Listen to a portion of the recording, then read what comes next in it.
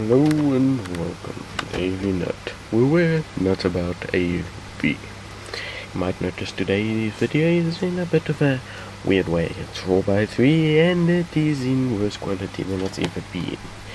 Well, we're using a little Samsung DVD camcorder that I bought today. I want to test it out, get a feel for it, so I'm going to record this video with it. So, yeah.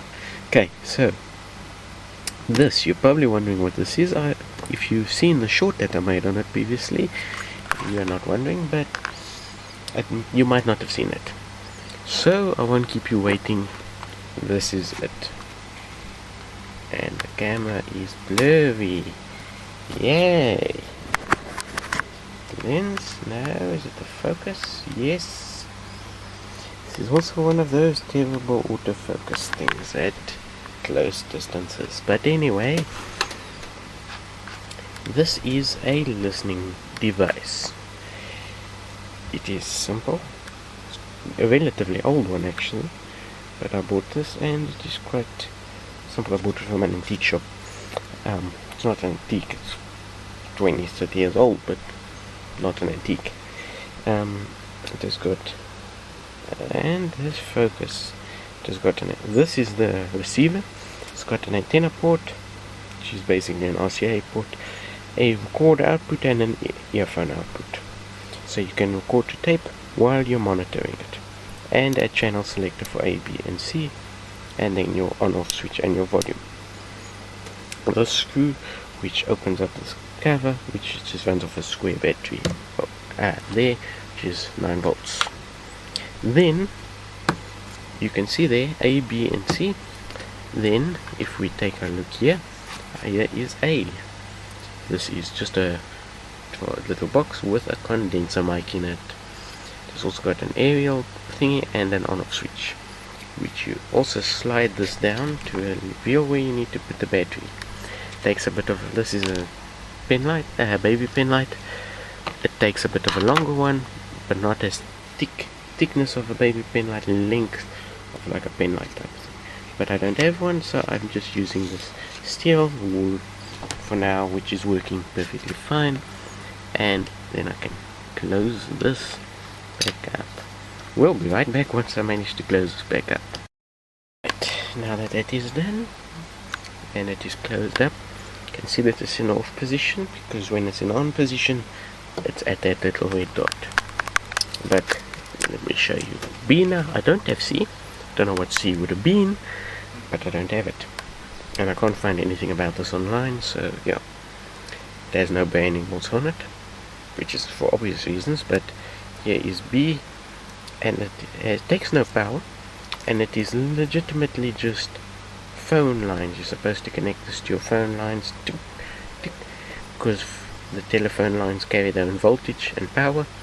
You just connect this, remember it's 66 volts, but not sure.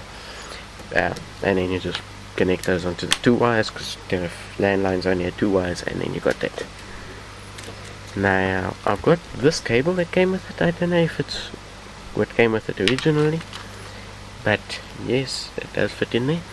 But the oddity about this is those are 2.5mm headphone outputs, not 3.5mm. So here's a little adapter from 2.5mm to 3.5mm, and it just goes in like that. And you need this to use anything with a 3.5mm headphone output, or input or output. But let me show you the aerials. This one, which is a bit of a standard, it's a normal little aerial, rubberized with the RCA on the bottom. This is, I'm fairly sure it's standard. I've seen these for sale at a certain shop, which I'm not going to name, but I do know I can still get these. Don't know if you'll be able to, but I can still get them. And then this one is a little screw thread at the bottom, which you just screw in to that little. Again, I apologize for the quality, but this thing is one of those cameras that focuses terribly. I'm just experimenting with it. and also it is not the best quality. It's 4x3, as you can see. The compression is pretty bad. It's in SP mode currently. But yeah, so we're gonna close that box now. The hinge is a bit broken on that box, so it's just hanging on by the fabric of that top portion. But anyway, why am I leaving this out? It's not important. And why am I leaving this out? That's also not important. The only things that I can use are these two. A and the phone's receiver. So I do this, but I'll demonstrate it to you quickly. 9. Why is it off? Okay, we're going to be right back, and we're going to be in 16:9 video then. Okay, there we go, 16:9. So now you should be able to see a bit better, but anyway, it's a bit smooshed on my end, but on your end it should look fine. Anyway, so for the receiver you just have an on-off switch thing, so you just go there, and if I were to turn this on you'd get a lot of feedback, but yes, this thing annoys me. It's the littlest switch in existence. I'm gonna turn this down actually. Let's turn down. So now we're going to. Why am I shaking so much?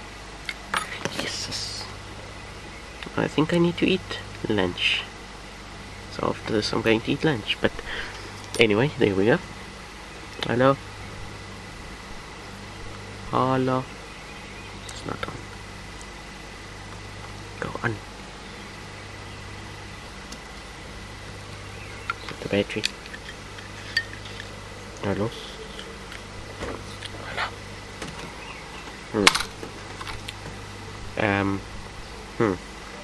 We'll be back after this. Okay, so I've gotten it working. It's just the switches weren't making proper contact, but there you are.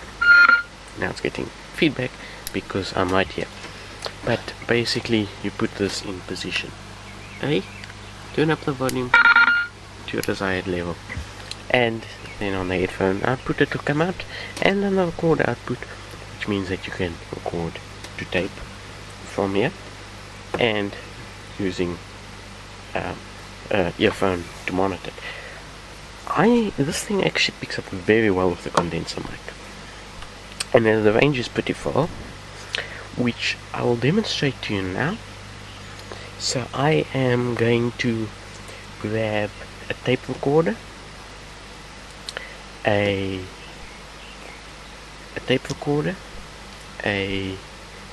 camera that I'm currently on, and just set it up so I can demonstrate to you the distance on how it's recording.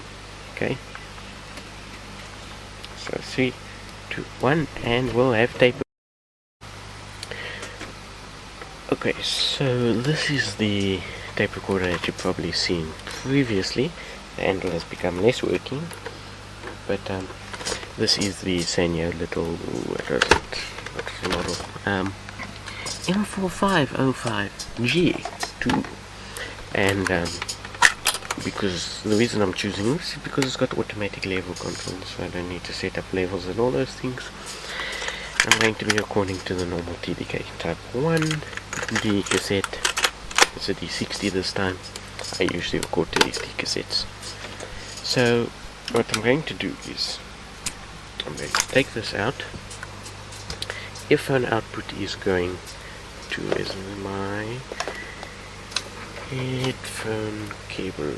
It is. I need to sort this out sometime, but anyway. So we're going to put this in here. Put it on the receiver there, and put this in mono mode. Yes, it's already in mono mode, and put this into the mono mode input. So now it's set up to record. I'm just going to turn this up there. Should be, I'll turn it up halfway. it should adjust the volume accordingly, and essentially now it should be picking up. So what I'm going to do now is I'm going to go to the other side of the house, and then I'll switch between this and that, so you can get a general idea of how it sounds. So essentially what I need to just do is hit record and play, make sure everything's plugged in properly, there we go, record and play, tape spinning, and now we can go and walk with the transmitter. We're going over here. Okay, here's a decent distance test. So over there is where the office is, and currently I'm recording to you. Now we're going to cut to the tape now.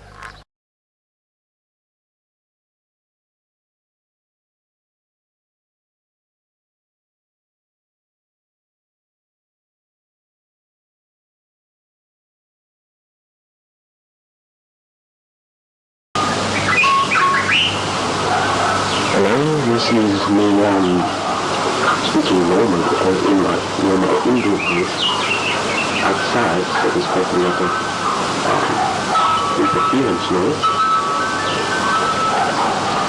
This is me testing the recording capabilities and just the sound quality testing. So you're going to be seeing the tape. If it's quiet now, you're going to be hearing the tape recording over of this, and you can get a general idea of how the sound quality is. That's how I think that's about it. Yep. That thing's alone. So let's go back to your office. And that was the sound quality from this. So this is a little radio transmitter. Not the best, not the worst. And that's about it for the video. So as we in the business say, well, we've got a saying. That saying is that you must stay safe, stay home, and stay beautiful.